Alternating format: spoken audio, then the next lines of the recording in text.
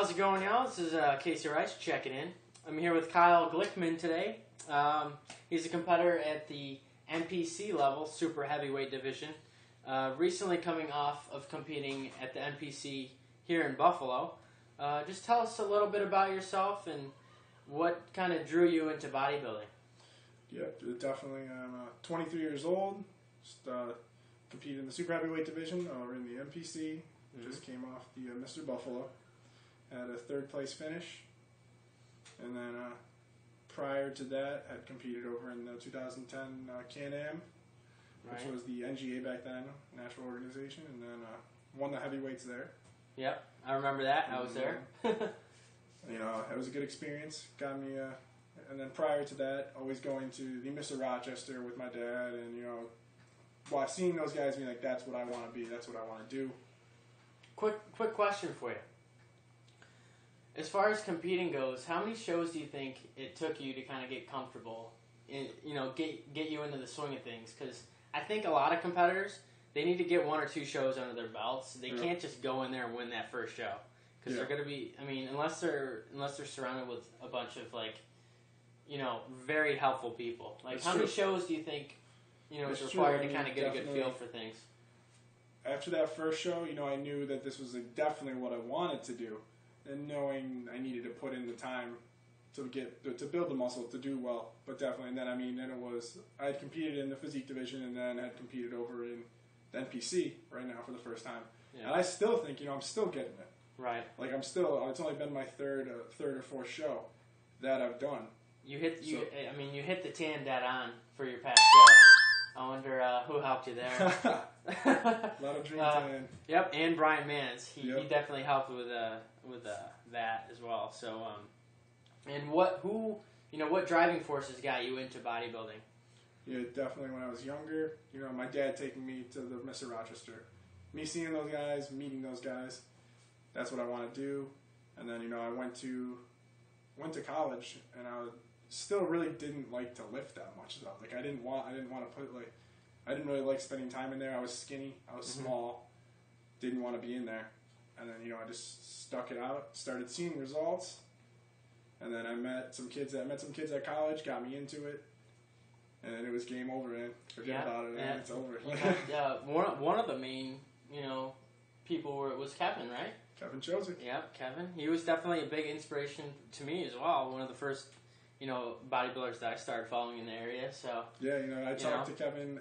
I'll talk to Kevin daily, and he helped me with my pass prep for the Buffalo, bodiesbykevin.com. Ding. And got me helped me through a lot of stuff. And really got me into kept my head straight. Fantastic knowledge level and education. Right. That's what a good prep coach always does. Can't. They're not just going to, say, here, do this. They're going to say, here, do this, here's why. Definitely teaching's a big part of being a prep. Yeah. He definitely helped me out a ton. So you're only 23. 23, man. So what, as far as your stage weight, what was your stage weight last show? 241. 241. And what are your plans, for the future? How when the next time comes, you're going to be on stage, how much do you think you're going to be able to push that envelope? Right now we are trying to gain as much lean mass as possible. They told me I needed to gain more mass. That's the game plan. I want to see 290, 300 on the scale. And then off season, come in, peeled 260, 265. All right. No question. That would be good enough. I feel like that would be a good enough shot for me to qualify for nationals. Get my name out there in nationals. Right. Be like, this is a 6'4" bodybuilder coming in peeled at 265. Well, I think your name's already out there, man. Like he's a big young guy. So. And then when it really comes down to it, to win that pro card though, it's probably gonna have to be 270, 275, like real. So as far as you're 3+ weeks removed from the NPC Buffalo, what's your diet been like since that time, up until now and going into the future? Right now, it's been pretty much the same. I reverse dieted. I'm already back up to right around hovering 260-ish, and staying pretty lean.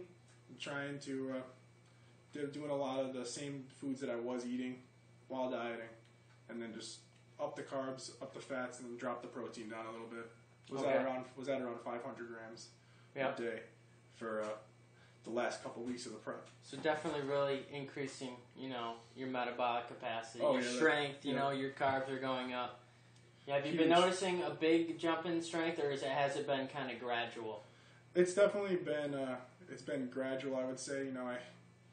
I'm back in there throwing weight around again, hitting back as hard as I can, and that's the goal, is to hit back twice a week now. Twice a week, yeah.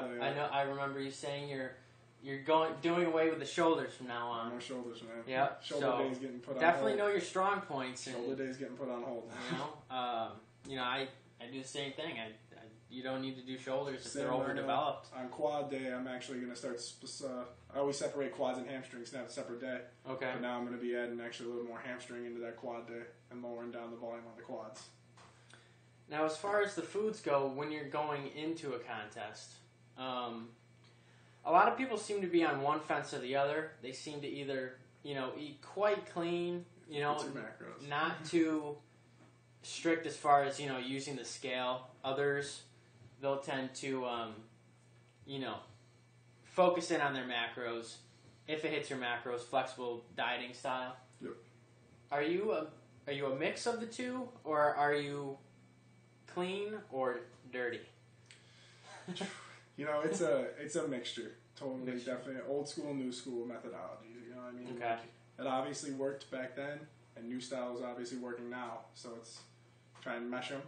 Right. And previously this past prep, working with Kevin, we both do agree that it's calories in versus calories out, and hitting those macronutrient goals. Mm-hmm. And with those micronutrient dense foods. Right. But there definitely is a time and place for when you're have still something on reserve. 16 to 10 weeks out. Yeah. You can hit those macro goals eating Pop-Tarts or... Yeah, it seems to be a popular thing these days. Something to that nature. I mean, you're not going to hit your fiber with that because it's 70 grams of carbs for a pack of Pop-Tarts, and it's 2 grams of fiber. So it's you're not going to hit that. A little trick pre-contest that I did, if you're going very deep into a prep, is I actually threw in Flintstone multivitamins. That's something, some sugar in there. But one of them, 1 gram carb, it just creates a sweet tooth. It's a psychological game, especially going, those final 5 weeks. That's why I like to stay, clean. Yeah. For the most part, but definitely off season. I got those macro goals, and that's what I want to hit, and that calorie goal to know where I'm going to grow, and that's what I want to hit. Right. So if eating pasta and throwing just eating whatever it takes. Now, final question. For all the new people that are being introduced to fitness, or if you're new on the scene to bodybuilding, what advice do you have? What's something that's really helped you kind of move along in this sport?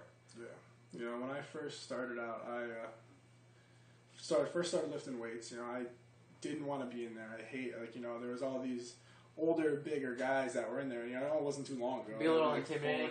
It'd be 4 or 5 years ago. Mm-hmm. And I was 180 pounds. Right. And I was just that skinny kid, and it was focusing on, what my goals are. Blocking everybody else out. Focusing on what you want to accomplish in there, day by day, taking your goals day by day, and then just really focusing on, this is what I'm going to do, and this is how I'm going to do it. Just simply believe in it. And, once you get that mindset, anything's possible. So right. It's just I look at those pros, and I think they started out in my same shoes. You know what I mean? They're no better than I was. We're all human. Exactly. We're not all, born out of the womb, 240 pounds, completely shredded. We have to, at some point, get help from our friends around us. They're very knowledgeable. That's definitely one thing. Never stop educating yourself. Never stop educating yourself. That's something I believe in. Huge. Learn how to, calculate your macros. I think that's a pretty important thing that's definitely being more emphasized in the new school of things. And like Kyle said, never stop learning. Yeah, that's a big deal. It's when it really comes down to it, is just figuring out what you want to do and how you're going to do it, and then just go out and do it. You know what I mean? Like I knew I wanted to hit 280, to come down to hit 275, come down to 245, 240, and that's what I did. You know, had to do it. And that's the thing. Same thing in life, man. Like if Exactly. you want to start your own online, training company. Exactly. He's starting it up. So Glickfit.com. Glickfit.com. It's what I've always wanted to do with my entire life. People are asking me, I want to have a personal training company, want to have a business, want to go out there and help people achieve their goals. Right. Want people to look at me and be like, because of you, I kept going. You know what I mean? That's the big reason why I still keep doing all this. And it's when you help somebody and they reach their goal, it feels 10 times better. Absolutely, man. And so that's the goal.